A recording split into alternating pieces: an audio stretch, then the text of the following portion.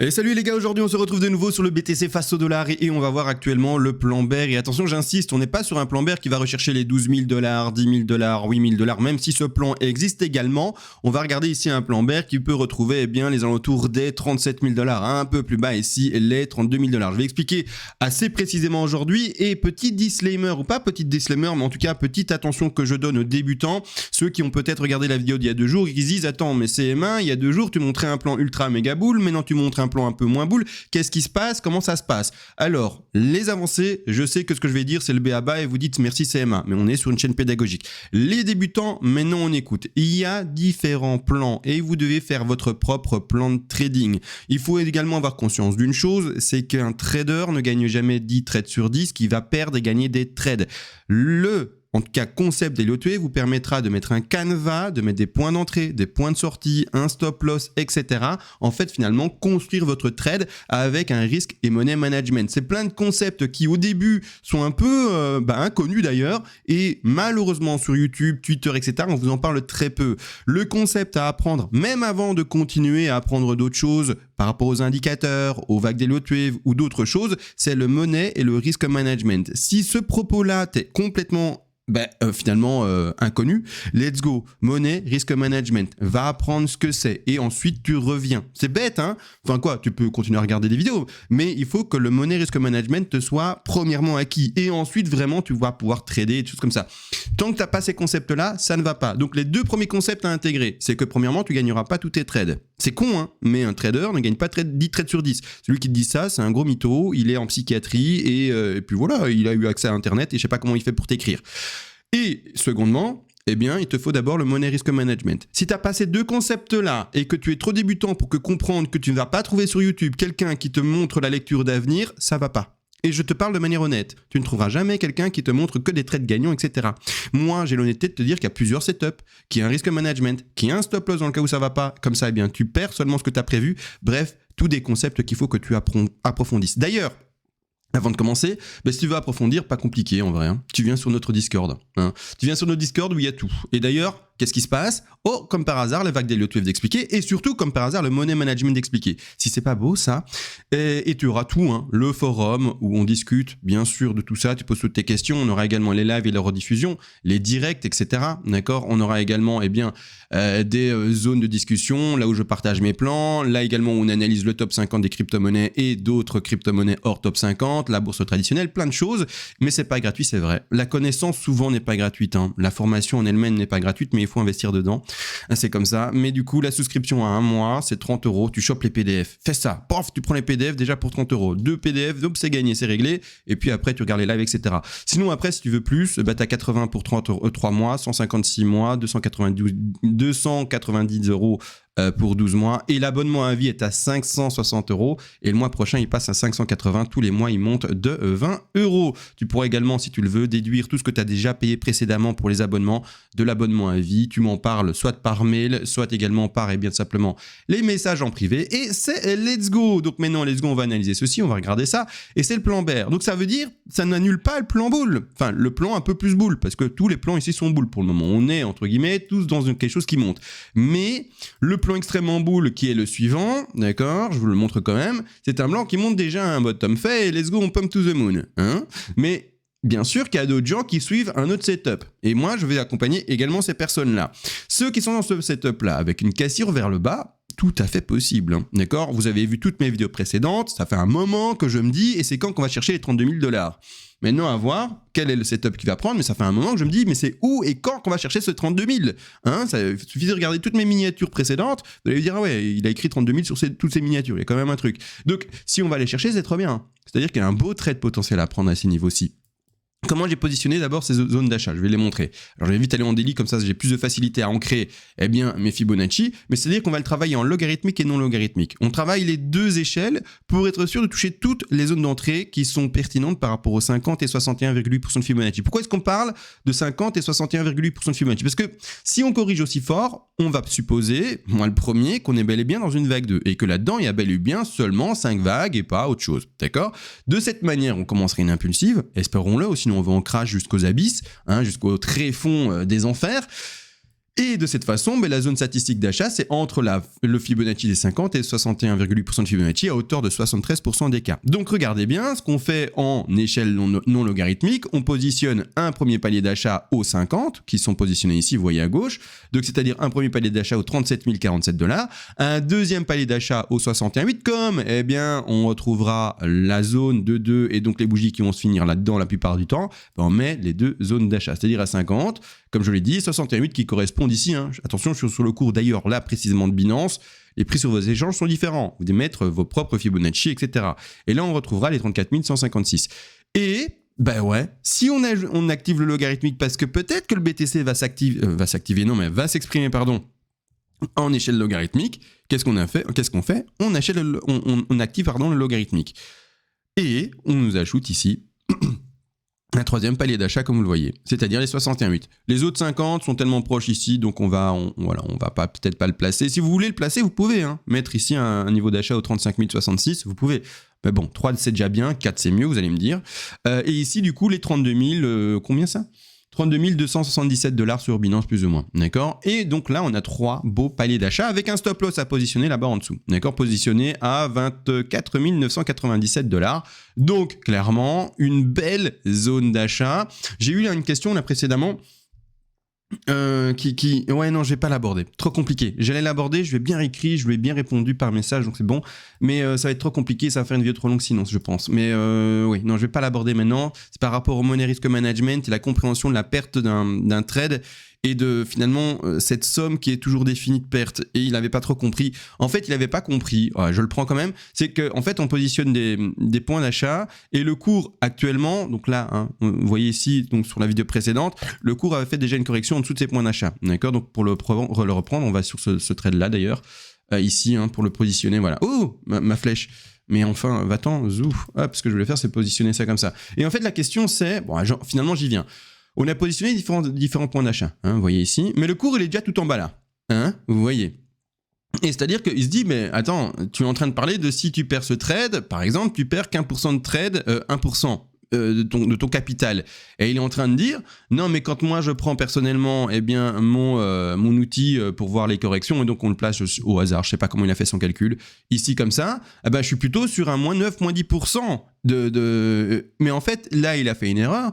On parle pas en fait de perte de pourcentage sur le cours. On parle de perte par rapport au capital trading, et c'est-à-dire que quand tu ouvres un trade, tu mettras un capital précis, donc une proportion de ton capital précis, d'accord, pour que quand on baisse même de 9% ou quoi que ce soit, mais grossièrement qu'on ait cherché ton stop loss, tu ne perds qu'un pourcentage déjà prédéfini, d'accord? Et ça, c'est tout le travail que j'essaie de vous apprendre et vous expliquer.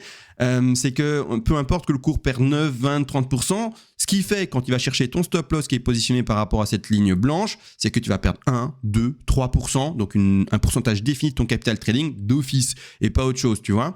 Donc ici d'ailleurs c'est bien positionné le stop, mais en fait il y a un problème là par rapport... je vais pas faire gaffe, je vais pas vous expliquer ça, c'est autre chose encore. Mais grossièrement, c'est ça, d'accord? Pour ceux qui se disent, attends, mais on a quand même perdu 10% sur le cours, comment ça se fait qu'on puisse perdre 15%? C'est le money risk management, d'accord? Donc, si tu comprends pas ça, c'est qu'encore une fois, je le précise, c'est que tu es probablement encore très débutant. Et je te le dis, c'est pas négatif ce que je dis. C'est juste, prends le temps d'apprendre, de lire, d'écouter, et dans 2-3 mois, tu verras que tu te diras, ce concept, en fait, je l'ai enfin compris. Et ok, oui, c'est normal, c'est tout à fait conceptualisable dans une vraie vie, et c'était pas du fantasme. C'est vrai, on peut travailler tout ça de manière assez raisonnée et prévoir un pourcentage de perte défini, etc., etc. Bon, bref, désolé, je suis parti un peu en cacahuète là, je pense. J'aurais peut-être pas dû expliquer aujourd'hui, mais voilà, ça devait être intéressant probablement pour certaines personnes. Donc, on va analyser ça. La chute, tout simplement, du BTC. Le BTC, pour le moment, d'ailleurs, s'il devait break à la baisse, moi, personnellement, là-dedans, dans cette configuration, d'ailleurs, que je vais mettre en 2 heures. Je la pose en 2 heures. Voilà, que je pose ici en 2 heures, d'accord? Donc là, pour ma part, je n'ai pas 5 vagues baissières. Alors, vous allez me dire comment ça, tu n'as pas 5 vagues baissières? Pour ma part, j'en ai pour le moment que 3. Donc, c'est-à-dire que je vais positionner la 1, ici la 1, d'accord? La 2, qu'on soit là, finit 2 là, ou qu'on soit plus tard, peu importe. Ouais, je pose la 2 pour dire qu'elle est là, mais peu importe la profondeur. Et je ne vais pas poser une 3 4 et 5 de cette manière-là, personnellement. Non, pour moi, je n'ai pas ici, vous voyez, de divergence intéressante dans les petites time frames, etc. En fait, là, ce qu'on aurait pu poser en 3, 4, 5, c'est plutôt, pour ma part, un sous-décompte qui se pose en 3. Et je vais vous montrer du coup le sous-décompte que je verrai plutôt. En 3 à ce niveau-ci, d'accord. Et le sous-décompte que j'y verrai plutôt du coup, pour une impulsive, c'est d'ici d'avoir fait une petite 1, une petite 2, une petite 3, une petite 4 et une petite 5.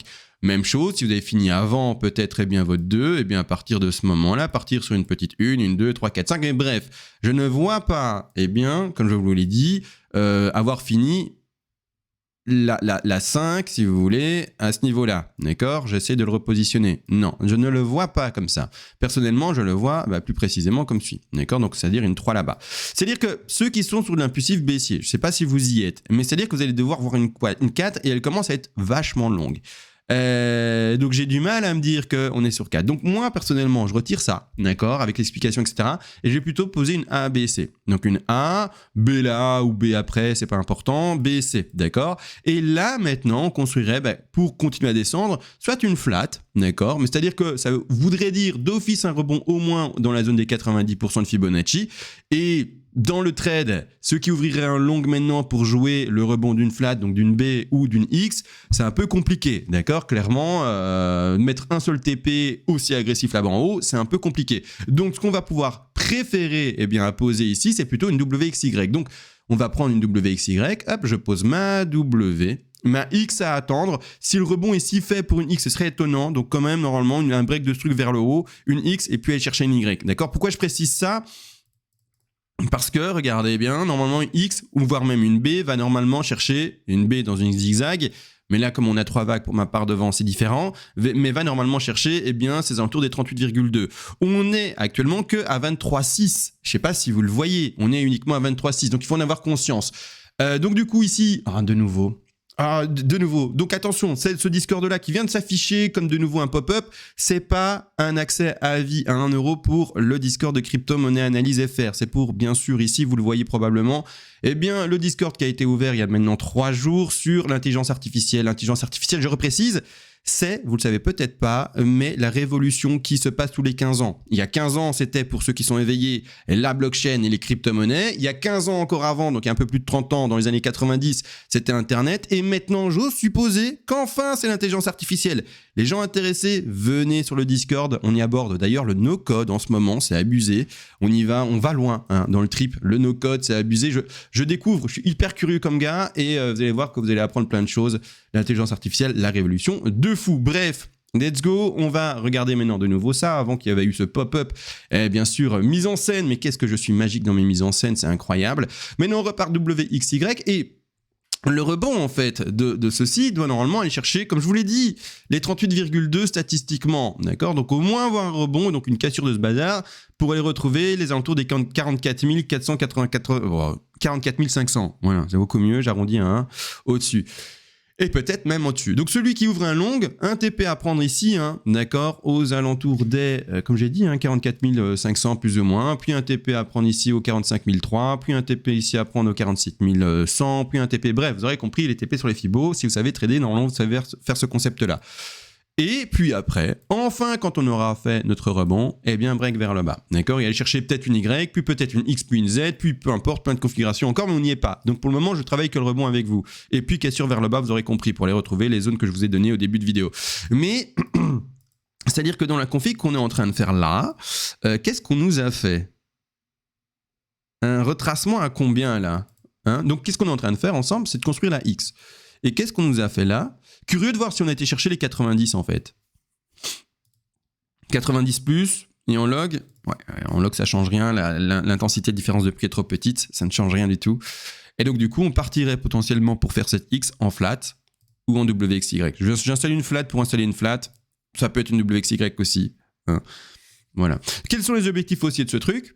Donc déjà tous les objectifs de X, mais déjà de l'AC également, pour voir peut-être s'il y a des zones de confluence, etc., pour voir même des TP plus importants, etc. Mais ça, c'est un travail à faire assez précis de votre côté, normalement. Hein.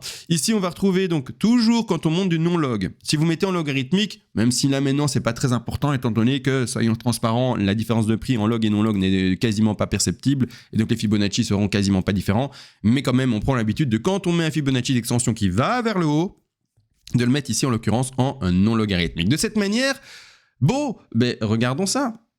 Regardons ça. Eh bien, c'est-à-dire qu'on va positionner l'objectif numéro 1 à 61,8. Donc c'est-à-dire qu'on peut déjà avoir trouvé le top. Mais non, mais ce serait étonnant. Donc ici, attention, hein, zone d'achat sur les 90 pour celui qui aurait prévisualisé ce genre de figure, qui aurait ouvert ce trade, etc. Heureusement pour moi, je ne m'incite pas à faire du copy trading et c'est très bien, pardon. Donc c'est-à-dire que je fais de la pédagogie et je vois ici malheureusement la figure après coup pour les entrées qui auraient été extrêmement bonnes dans la zone des 90.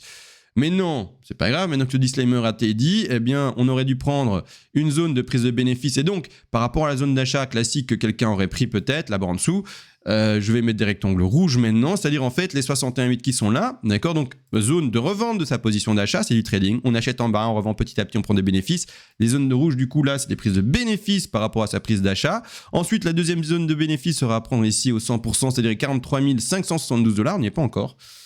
Et ensuite également les 123, 127 qui sont ici aux alentours des prix des 44 000. Et pour terminer également, comme vous le voyez, les 161,8% de Fibonacci qui sont plus précisément les 44 665 $.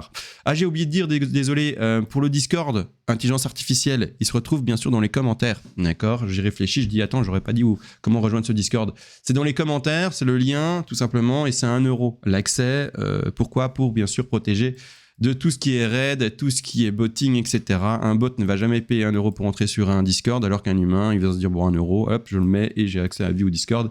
Et ça fait une barrière, en fait, virtuelle pour tout ce qui est botting, etc. D'accord ? Bon. Et c'est-à-dire que du coup, quelle est la zone de confluence avec la X ? Parce que le rebond peut être faible, entre guillemets, pour ensuite directement réécraser. Comme il peut être plus fort, mais alors, du coup, on rentrera dans des configurations plus complexes encore que la ABC, il me semble, pour compléter la X. Mais déjà, pour ce petit trade-là potentiel, on va regarder s'il y a une zone de confluence. Je reprends mon Fibonacci, blop, je le pose et on regarde. Les 38,2 sont là, ok. Et en log, ça change rien quasiment. Donc ici, il y a quand même une belle zone, je dirais, de prise de bénéfice là, quoi. Une belle zone importante ici. D'accord ? Donc, vous pouvez par exemple, en travaillant de cette manière, vous dire, ok, il y a une belle zone de prise de bénéfice ici à prendre. Une vraie grosse zone, c'est-à-dire à partir des 44 468 $ sur Bitstamp. Il y a une vraie belle zone là, hein ? Mais du coup, comment est-ce que je peux adapter les trades d'avant ? Enfin, les TP d'avant. Je prends des TP plus petits. Par exemple, juste un exemple. 15%, 15%, 15%, bam, je prends du 30. Vous voyez ce que je veux dire ? Ou bam, je prends du 40. Hein, d'accord ? Encore une fois, faut pas que ça dépasse les 100% de l'exposition, sinon je suis mauvais dans mes calculs, mais vous avez compris l'idée. D'accord ? Donc, prendre des TP plus petits et prendre des TP plus gros par après. Hein, tout simplement, là, c'est pas compliqué. Et ensuite, toujours, ne jamais normalement, quand vous prenez votre dernier TP, eh bien, ne jamais, normalement, clôturer à fond votre trade. Donc, pour donner un exemple, vous n'allez jamais prendre 25, 25, 25, 25, trade terminé. Non, vous allez plutôt prendre du 15, 15, 15, 30, pour donner un exemple. Donc, 15, 15, ça fait 15, 45, plus 30, ça nous fait du 75. Eh bien, il vous restera 25%. Vous allez dire, qu'est-ce que j'en fais, c'est des 25% de mon trade qui ne sont pas clôturés, parce que j'ai pris tous mes TP, etc. Ça, c'est l'optimisation de bénéfices. Alors, je ne vais pas parler aujourd'hui de l'optimisation de votre perte. C'est une même logique. Là, je vais parler aujourd'hui de l'optimisation du bénéfice. Parce que je pense que l'optimisation de la perte, d'ailleurs, j'en ai parlé dans la vidéo précédente. C'est également des concepts de trading. Il faut les entendre et il faut les appliquer. Il faut être un robot quand on fait du trading. Votre émotionnel, votre envie de faire plus de bénéfices, etc., vous l'achetez. Chaque trade, malgré le fait que vous voyez une belle opportunité, une meilleure opportunité ou encore une magnifique, incroyable opportunité, ça dépend des vagues que vous analysez. Et en fait, vous dites, wow, sur ce coup-là, il y a une vague de fou qui va arriver, par exemple, et donc du coup, ça vous influencerait par rapport à l'exposition, à la manipulation de votre trade. Non, tous les trades sont similaires, point barre. Vous vous y tenez. Vous êtes dit, je perds sur chaque trade 1%, c'est comme ça, point barre. Et pas plus compliqué. Votre émotionnel, votre impression de lire sur le cours quelque chose qui va être incroyable, et donc du coup, je vais mettre plus d'argent sur ce trade-là parce que, en fait, le mouvement va être incroyable, vous le jetez. Vous le jetez, vous ouvrez la poubelle, vous prenez votre truc acheté, vous le mettez dans la poubelle, vous refermez la poubelle et vous revenez sur votre siège. Hein ? D'accord ? Et de cette manière-là, ensuite, vous appliquez réellement les choses de manière très stricte. Et de cette manière stricte, qu'est-ce que je disais? C'est l'optimisation, par exemple, du bénéfice. Donc, vous prenez votre TP1, 2, 3 à 4, zone de confluence, etc. Là, vous pouvez jouer un peu avec les TP, etc. Là, c'est OK. Mais vous ne clôturez jamais complètement votre trade parce qu'en fait, vous avez pris des bénéfices jusque-là. Mais vous n'avez peut-être pas prévu, en effet, avec votre pattern, etc., que le BTC continue à faire ceci. Parce que vous étiez dans une ABC comme moi, peut-être, avec une X, et vous dites, voilà, la zone de frein, elle est là, et je vais m'arrêter là, et basta, basta. Mais si le BTC, il t'écoute pas, en fait, et qu'il n'a pas décidé après de trouver une zone de frein et de corriger, parce que le BTC, il n'en a rien à faire, en fait, de ton plan de trading, et du tien, du mien, hein, soyons honnêtes. Hein. Nous, on essaye de se dépatouiller avec ce qu'on connaît comme statistiques, etc. Mais sinon, le BTC, il peut très bien dire, mais moi, tes stats, tu vois où je les mets, et je m'en vais, en fait, et je m'en vais to the moon, par exemple, même si tu attends par après une correction. Ben, la correction, si elle vient pas, et que c'est le plan ultra bull par exemple qui prend, mais quelqu'un qui aurait fait juste le rebond dans quand même une configuration baissière, va profiter, comme il n'a pas tout vendu, hein, il aura vendu peut-être 80% dans cette zone-là, mais va profiter continuellement du pump. S'il doit continuer tout pump to the moon. Et ton stop que tu auras positionné, je sais pas où du coup, disons à 123 ici de retracement, hein, je sais pas, je l'ai mis quasiment à 123 à mon avis, hein. L'œil fait que je suis maintenant un expert de la zone laser. Attendez, je vais vérifier en fait. Je plaisante, hein, toujours de l'humour avec moi ici, hein, second degré à fond pour les premier degré, c'est compliqué du coup hein, d'être avec moi. 123, 127 ici, je mets mon stop un peu en dessous. 138, c'est vraiment l'extrême invalidation. Donc 138, je rappelle, c'est la zone qui est beaucoup plus rencontrée sur la bourse traditionnelle. Allez, vous pouvez mettre à 138, mais il faut voir après du coup si le risque management et le ratio est bon. Je sais pas, donc du coup plutôt 123, 127 à mon avis au niveau d'invalidation serait meilleur par rapport au ratio. Vous me direz dans les commentaires s'il y en a un qui a ouvert le trade et si le ratio était bon. Là je vais pas le faire avec vous directement, sinon la vidéo va faire 3 heures et je suis déjà à 21 minutes, je vois, c'est abusif. Mais du coup, c'est ce que j'expliquais. L'optimisation du bénéfice. Ouf. Donc l'optimisation du bénéfice, on reprend, vous revendez par exemple 80% dans cette position, il vous reste 20%. Si le cours continue à monter, vous avez un stop que vous aviez positionné, un stop loss. Dès qu'il passe au-dessus du stop profit, Dès qu'il passe au-dessus d'autres zones d'achat, ça devient un stop profit, d'accord? Ça, c'est la position, c'est normal. Et à un moment, on déplace son stop loss pour annuler sa perte potentielle, d'accord? Parce que si jamais le cours il chute, vous allez perdre. Hein, vous allez perdre une position perdante, là, d'accord? Donc, il y a un moment où, en fait, quand il pump passer et qu'on se dit, OK, il a assez pumpé, je peux déplacer mon stop pour ne pas forcément aller me faire chercher par une chasse au stop et pouvoir continuer à profiter, eh bien, il y a un moment où on déplace son stop loss en termes de stop profit. Parce que du coup, le cours, s'il va chercher ce stop, il ne stoppe plus une perte, mais il va stopper, au contraire, il va vous prendre un profit. Un stop loss ou un stop profit, c'est un ordre. C'est la même chose que les TP, c'est aussi un ordre, mais qu'on nomme ici, en l'occurrence, stop loss ou stop profit, selon la position où il se trouve, soit sous votre position d'achat, soit au-delà, enfin, par après, manipulation de votre position d'achat. Et c'est-à-dire que si on va chercher tous les TP, et que le bazar, le BTC, le gros fou, il continue à pumper, bonhomme, donc je vais simuler un pump un peu réaliste. Un brush, et je simule un pump un peu réaliste, donc je lui fais un peu des vagues, des corrections, vous voyez, je simule un truc. On s'en fout, voilà, j'ai fait. D'accord, j'ai fait autre chose que juste une ligne qui monte tout droit, d'accord? Parce que ça n'existe pas réellement. Il y a toujours des trucs comme ça, d'accord? Mais en fait, il y a un moment où ça va pumper au-delà de tes zones d'achat et tu vas, vis-à-vis des vagues, des fluctuations qu'il va dessiner, identifier des zones de support importantes et tu dis s'il passe en dessous de ce niveau de support, pour moi c'est un vrai break et c'est fini. Et je clôture ce trade. Et c'est à ce moment-là, pendant l'évolution du cours, que tu vas déplacer petit à petit ton stop profit sous chaque niveau de support qui pour toi est primordial à pas casser. Et si un jour on casse, par exemple imaginons qu'on est en train d'évoluer là, je vais simuler le BTC en une autre couleur, hop je vais le prendre en vert, d'accord? Donc le chemin à prendre du BTC est en blanc et l'évolution du BTC est en vert, d'accord? Donc le chemin à prendre, l'avenir je vous l'ai dessiné, mais le BTC il évolue comme ça, voilà, et donc je vous le dessine ce qu'il est en train d'évoluer. Et donc on en est là, dans la lecture du cours, on en est là, et vous dites, ok, il nous a dessiné ce machin-là, moi j'étais là avec mon stop précédemment en dessous de ce support-là, il nous fait ce bazar-là et il continue à pumper. Je vais, vis-à-vis de ce que je lis là, déplacer mon stop profit à ce niveau-ci, parce que s'il casse ce niveau premier et puis ce deuxième avec ce niveau ensuite de résistance, précédent et nouveau support également, ça commence à sentir le roussi. Et donc là, si le cours du BTC, mais il va faire ça après, hein, d'accord? Mais si le cours du BTC faisait ceci, à ce niveau-là, je sors. Et donc j'aurais pris tous mes bénéfices là, 80%, et j'aurais profité encore des derniers 20% à ce niveau-ci. Et donc j'aurais fait 80% là et 20% ici. Et donc ça augmente Eh bien, tout simplement ton bénéfice. C'est ça l'optimisation du bénéfice, d'accord? C'est ça. On ne sait pas lire l'avenir, donc je tiens mon trade quand il est gagnant le plus longtemps possible. La principale erreur d'un débutant, c'est de clôturer manuellement son trade et de ne pas laisser courir ses bénéfices. Pourquoi est-ce qu'on crache sur des bénéfices complémentaires? J'en sais rien. Et je ne sais pas me l'expliquer. Et si quelqu'un peut me l'expliquer, let's go. Maintenant, bien sûr qu'il y a peut-être une approche différente. Et je suis ouvert, bien sûr. Et il y a probablement une approche différente.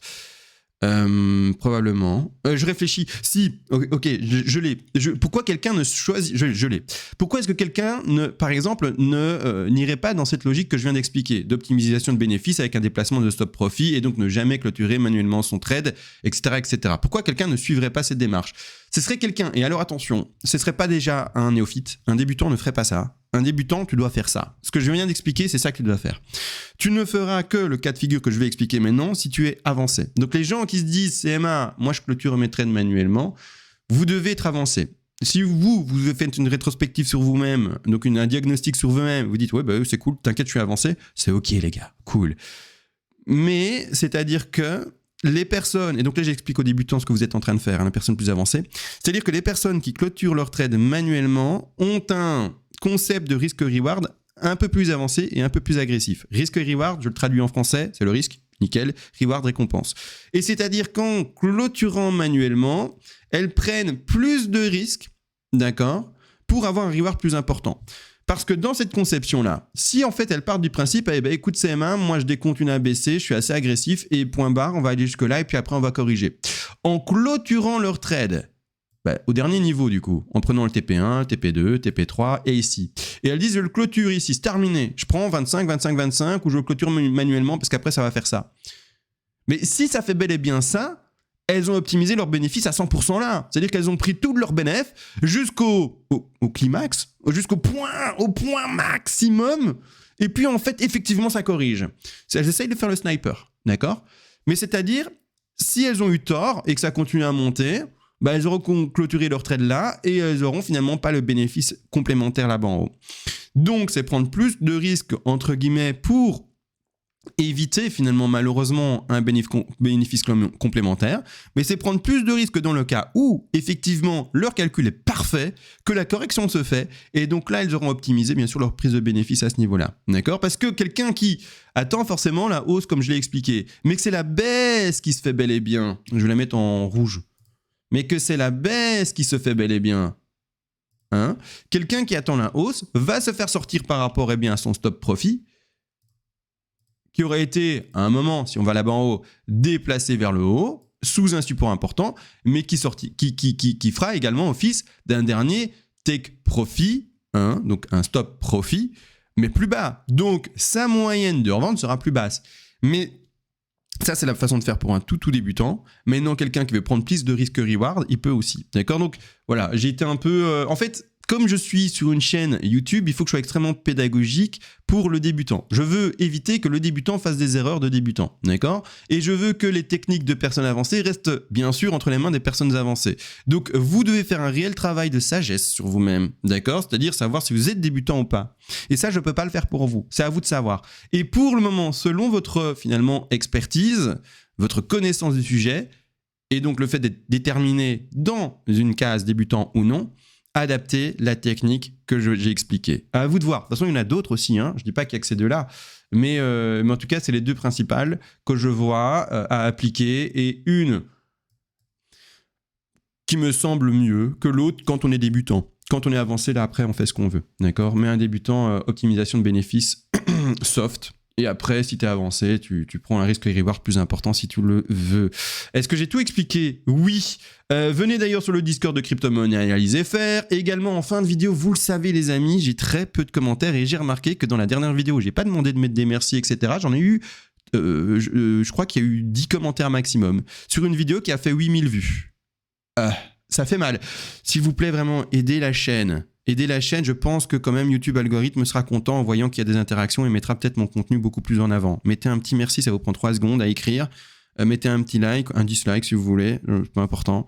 Mais en tout cas, essayez d'interagir pour que YouTube ils disent « Ah, il y a eu 100, 150 commentaires. Ah ouais, les gens ils interagissent et donc je vais mettre ce contenu plus en avant. » Franchement, merci à vous. Et également, ceux qui sont intéressés par la révolution qu'est l'intelligence artificielle, allez, pas faute de manipulation, on fait exprès cette fois-ci, un accès à vie, les gars, à 1 euro. Ce Discord évolue très vite parce que l'euro est là finalement seulement pour protéger le Discord de tout ce qui est raid, Discord malveillant, tout ce qui est botting malveillant, etc.